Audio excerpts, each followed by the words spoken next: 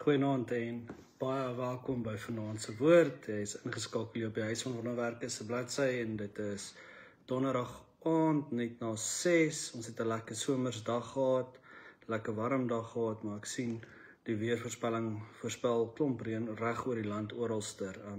Vanaand dink ons ook spesifiek aan die mense in die Mosselbaai omgewing met die brande en die goed wat daar aangaan en ons bid ook dat die Here ook net saam met hulle is. Goeienaand my skat, baie welkom. Miskien net nog 'n paar oomblikke vir mense om te join, dan kan ons wegval met Vanaand se Woord. So, kom ons sluit ons oor, dan bid ons net saam.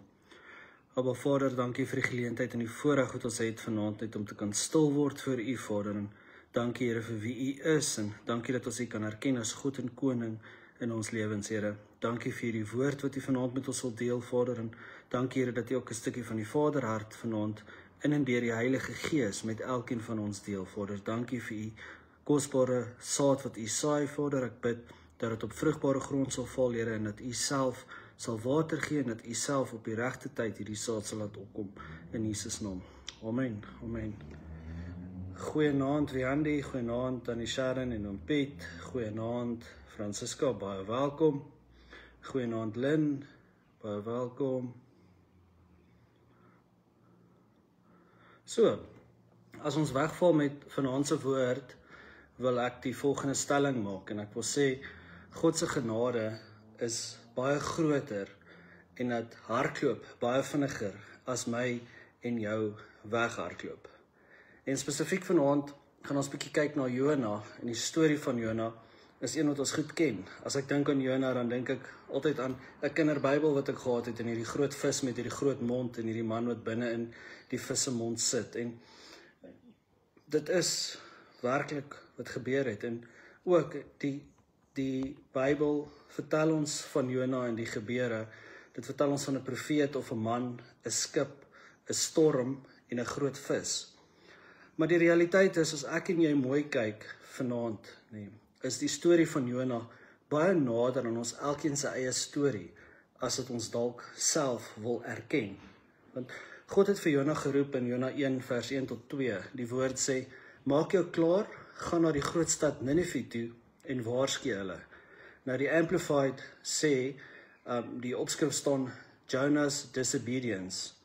Now the word of God came to Jonah, the son of Amittai, saying, go to Nineveh, the great city, and proclaim, in 'n hakie staan dat judgment against it, for their wickedness has come up before me.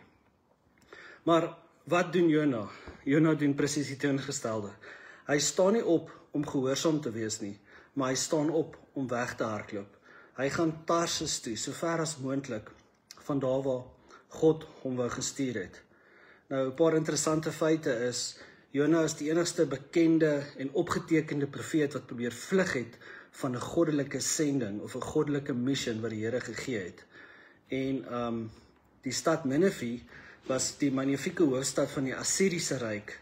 Nou die paleis daar was blykbaar baie mooi geweest en dit was sonder enige mededinger reg oor die wêreld en daar was tot 70 slaapkamers volgens wat aangeteken is. Die stad Ninive was ook 'n tuiste vir meer as 120.000 inwoners en dit was omtrent 2 keer groter as die stad van Babylon gewees. En daar was nie minder nie as 15 poorte in die muur om hierdie stad. En gedurende hierdie tyd, veral in hierdie tyd wat die storie van Jona afspeel, in hierdie tydperke was dit ook waarskynlik die grootste stad in die bekende wêreld op daai stadium. En hier binne-in is een groot waarheid, want Jona het nie net weggehardloop omdat hy God geken het nie, omdat hy nie God geken het nie, hy het juist weggehardloop omdat hy God geken het, en omdat hy geweet het God is genadig, en hy nie gehad het Ninive die genade moet kry nie, oor het so boos was in daardie stad, en die mense so boos was. Nou, hoe baie keer doen ek en jy dieselfde? God vra iets van ons, om te vergewe, om met iemand te praat, om gehoorsaam te wees, en dan hardloop ons. Nie altyd fisies weghardloop nie, maar weghardloop in ons harte, of ons stel uit, of ons maak verskonings, of ons redeneer met onsself, ons doen eerder iets anders vir die Here. Hoe waar is dit nie? Nou ek en jy kan nie van God af wegvlug nie. Jona het dit probeer, hy het op 'n hy het op 'n skip geklim, maar God stuur 'n storm en ons lees dit in Jona 1 vers 4. En dit is belangrik om te weet en te verstaan en te sien, die storm was nie om Jona te straf nie, maar dit was om hom terug te roep. God se dissipline is altyd gemik op herstel. Nou selfs in Jona se ongehoorsaamheid raak ander mense betrokke. Nou ironies genoeg was dit die matrose en hulle was heidene, maar hulle het in hierdie groot storm begin bid en die Here gevrees, terwyl God se profeet geslaap het. En hierdie maak nog 'n ongemaklike prentjie vir my en jou. Dis is 'n ongemaklike spieelbeeld, want soms gebruik God mense om ons wakker te skud, selfs wanneer ons geestelik slaap. Nou, Jona word oorboord gegooi en hy beland toe in die maag van hierdie groot vis. En dis juis waar God hom ontmoet, en God ontmoet my en jou ook in die diepste, donkerte plekke, wanneer dit vir ons 'n laagtepunt is. En in hierdie vis was dit vir Jona ook 'n laagtepunt, maar juis daaroor begin hy te bid. En ons lees in Jona 2 vers 2 staan daar, uit my nood het ek tot die Here geroep en hy het my geantwoord. Die Amplified sê, die opskrif sê Jonah's prayer, en die Amplified sê vers 2, then Jonah prayed to the Lord his God from the stomach of the fish and said, I called out of my trouble and distress to the Lord, and he answered me. Out of the belly I cried for help, and you, my Lord, heard my voice. So, wat soos 'n straf lyk binne in hierdie vis, word toe nou eintlik 'n redding, want die vis was nie Jona se einde nie, dit was net sy reddingsboot. En soms gebruik God ook hierdie donker plekke om ons harte reg te kry en ons harte te posisioneer. Nou, God se genade is beslis groter, baie groter as ons gehoorsaamheid. En uiteindelik, toe gaan Jona nou na Ninive toe, en hy preek 'n baie kort boodskap, 'n boodskap sonder passie, 'n boodskap sonder liefde, en tog bekeer hierdie mense hulle self. Ons lees dit in Jona 3 vers 5. Nou God se werk het nie afgehang van Jona se entoesiasme nie. Dit wys net vir ons hoe groot God se genade is. Hy red mense ten spyte van sy boodskapper en daai boodskapper se swakheid. Nou, om 'n harde hart te hê is gevaarlik. En eintlik eindig hierdie storie van Jona baie vreemd, want Jona is kwaad. Hy is kwaad omdat God genadig is. En Jona 4 vers 2 sê, ek het geweet dat U 'n genadige en barmhartige God is.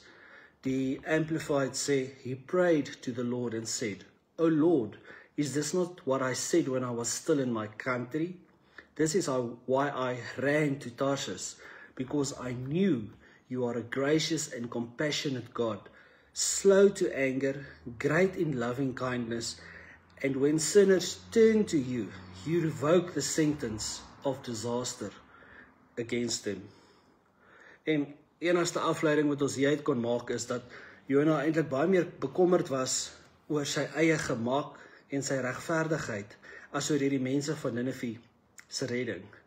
En hier lê die vraag vir my en vir jou, is ons harte in lyn met God se hart?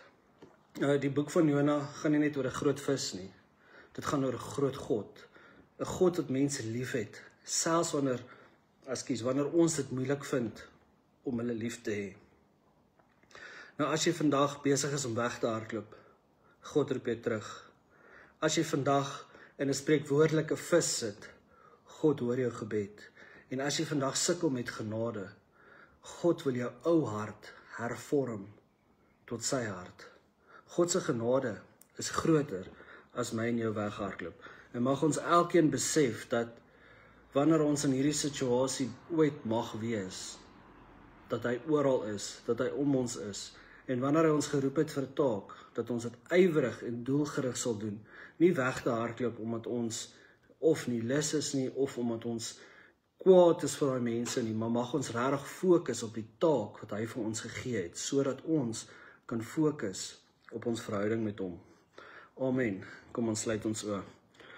Aba Vader, mag ons die werklike besef van 'n donker plek en hierdie groot vis, Vader, omdat ons van U af weggehardloop het, kry deur U Heilige Gees, Vader. En mag U vir ons openbaar, Here, plekke waar ons spreekwoordelik weggehardloop het vir 'n opdrag wat U vir ons gegee het, Vader. Here, ek bid dat ons sal sensitief wees vir die Heilige Gees, Here, dat ons sal hoor dit wat ons moet hoor, Vader, maar meer as dit, dat ons sal doen dit wat ons moet doen, Here, omdat U ons elkeen geroep het vir 'n spesifieke taak, Here. En dankie, Vader, dat ons ook vanaand kon hoor van Jona, Here, en dankie, Here, dat ons kan hoor van U groot genade, Here, en dat ons weet, Here, maak nie saak wat nie, U is steeds by ons, U is steeds in ons, en U is steeds om ons, Vader. Vader, mag ons in hierdie res van hierdie week, die res van hierdie maand, die res van hierdie jaar, regtig, Here, intens daarop fokus, om ons verhouding met U te bou, Vader, sodat ons nader en nader en nader aan U kan kom, Vader, en dankie dat ons weet, U is 'n bekende God, wat ons in U hande hou, Vader. Mag ons harte, Here, vandag ondersoek, Here, en mag ons regtig, Here, voor U dit leeg maak, alles wat nie van U af is nie. Mag U vir ons ook wys en openbaar alles in ons harte wat nie van U af is nie, Here, sodat ons ook, Here, in 'n totale right standing met U kan wees, Here. Dankie, Here, vir wie U is. Thank you, Lord, that you are the Alpha and the Omega. Dankie that you are the great I am, Lord. En dankie, Vader, dat ons weet, deur U is alles moontlik, because you are who you say you are. You are the great I am, Lord. May your majesty rule in our lives, in our hearts, physical, spiritual, emotional, all of our beings, Lord, so that we can move closer and closer to you.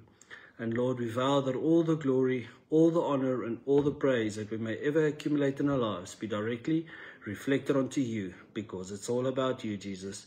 En almal sê, amen, amen. Baie dankie dat julle ingeskakel het, geseënde aand verder, totsiens.